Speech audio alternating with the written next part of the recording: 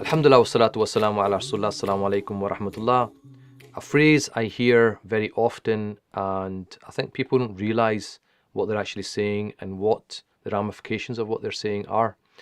You hear this phrase, I hear it all the time, you probably hear it as well, that it's only a sunnah. So you get somebody who's praying the fard and they don't pray the sunnah, you ask, why are you not praying sunnah? It's only sunnah, meaning it's not obligatory. I don't have to do it. And that's quite a problematic statement if you unpick it, because what you're saying is that it doesn't really matter what the Prophet ﷺ did, because it's not that important that I need to do it. And what you don't realize, yes, it's not obligatory. That's, of course, we understand it's not fard, it's not obligatory. But that doesn't mean that we should leave the sunnah, especially if it's something which the Prophet ﷺ used to do it on a continuous basis, because the whole essence of the Prophet ﷺ coming is to be an example for us. We're supposed to follow the example of the Prophet ﷺ. If we're not going to follow him, who we're supposed to follow? And that's what Allah subhanahu wa ta'ala says, لَقَدْ كَانَ لَكُمْ فِي رَسُولِ اللَّهِ أُسْوَةٌ حَسَنَةٌ. Surely in the Prophet ﷺ is your best example. So this is the person we're supposed to be trying to follow. And if you look at Sahaba, they were so concerned about anything that the Prophet ﷺ did, they would rush to do it.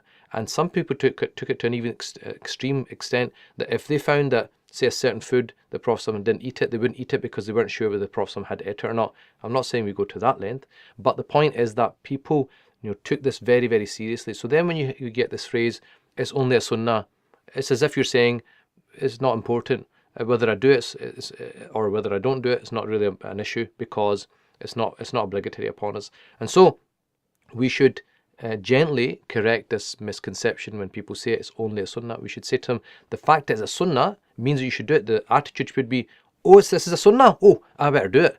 It's the other way around. So like in Taraweeh prayers in Ramadan, it's a sunnah, it's not fard, it's not obligatory, but it's a great sunnah of the Prophet ﷺ. It's been done through generations. So just to say, well, it's not sunnah, I'm not going to pray it, is not the correct attitude. So we need to, inshallah, change that way of thinking and actually say, well, it's a sunnah, I should be rushing to do it. And Allah subhanahu wa ta'ala actually says, He says to the Prophet ﷺ, tell them, قُلْ إِن كُنْتُمْ تُحِبُّونَ اللَّهِ. Tell them, if you love Allah, فَاتَّبِعُونِ, then follow me. In other words, follow my sunnah. And if you follow my sunnah, يُحْبِبْكُمُ اللَّهِ, Allah will love you. So if we say we claim to love Allah subhanahu wa ta'ala, we need to follow the sunnah of the Prophet ﷺ. And if we follow the sunnah of the Prophet ﷺ, Allah subhanahu wa ta'ala will love us. And the Prophet ﷺ himself is somebody we're supposed to love.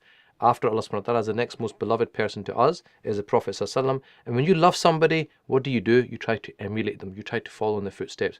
People that fall in love with actors and footballers and all the rest of it, they have a certain haircut, whatever, they all go and do it. They emulate them. And we should be loving our Prophet more than anyone after Allah subhanahu wa ta'ala. And therefore we should be rushing to try to emulate him. How do we emulate him? Through the sunnah, the blessed sunnah of the Prophet ﷺ. May Allah subhanahu wa ta'ala preserve everyone and give them the tawfiq to follow in the footsteps of the best of all creation. Sallallahu ala Sayyidina Muhammad wa alihi wa sahbihi wa sallam tasneem kathira. Alhamdulillahi Rabbil Alameen.